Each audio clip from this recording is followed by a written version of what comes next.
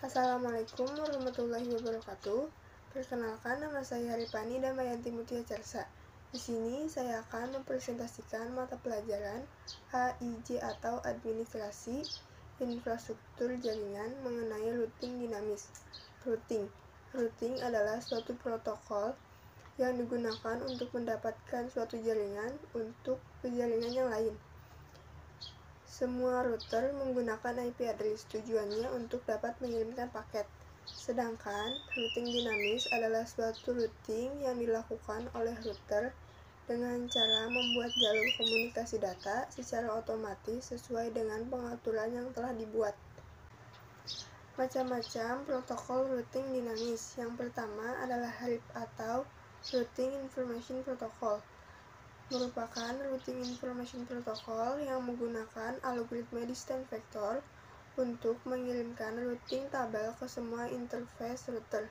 RIP juga memiliki karakteristik diantaranya yang pertama, distance vector routing protocol, yang kedua menggunakan matrix atau hop count untuk pemilihan jalur yang terbaik, yang ketiga jumlah hopnya maksimum yang diizinkan adalah 15, yang keempat update routing dilakukan secara broadcast setiap 30 menit.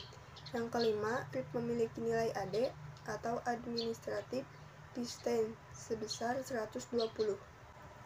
Kelebihan dan kekurangan dari protokol RIP. Yang pertama, kelebihannya adalah menggunakan metode pembaruan yang dipicu untuk mencegah terjadinya kasus terhitung dan tidak terhitung. Yang kedua, tidak rumit dan memberikan hasil yang cukup dapat diterima.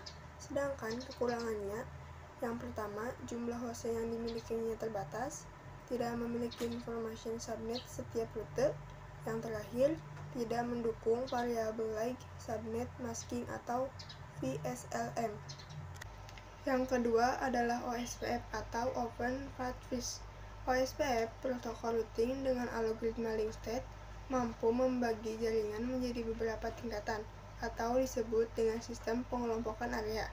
OSPF juga memiliki karakteristik. Yang pertama, menggunakan protokol routing interior dengan algoritma link state. Yang kedua, menggunakan algoritma SPF untuk menghitung jalur terpendek. Yang ketiga, memiliki keterbatasan hop count. Kelebihan dan kekurangan dari routing OSPF. Yang pertama, kelebihannya tidak menghasilkan routing loop, mendukung penggunaan beberapa matriks sekaligus, dapat menghasilkan banyak jalur, membagi jaringan yang lebih besar menjadi beberapa area. Sedangkan kekurangannya membutuhkan basis data yang besar dan memang cukup rumit.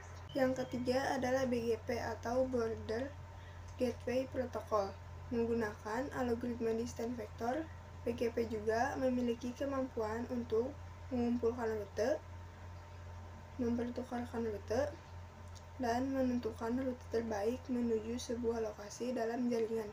Yang keempat adalah EIGRP. EIGRP memiliki sistem pembangunan routing protokol dengan membuat sebuah algoritma yang dikenal dengan nama. Kelebihan dari protokol EIGRP. Kelebihannya yaitu ketika melakukan konfigurasi secara tepat untuk menghindari loop. Sedangkan kekurangannya jelas hanya karena pemakaiannya untuk router Cisco. Yang terakhir, yang kelima adalah AS atau Autonomous System. Autonomous System memiliki dua mekanisme routing yaitu intra-domain routing dan inter-domain routing. Perbedaan keduanya yaitu intra-domain routing merupakan mekanisme routing yang dilakukan dalam sebuah AS, sedangkan inter-domain routing adalah mekanisme routing yang dilakukan di dalam AS agar bisa terhubung satu sama lain. Sekian presentasi yang hanya saya dapat sampaikan.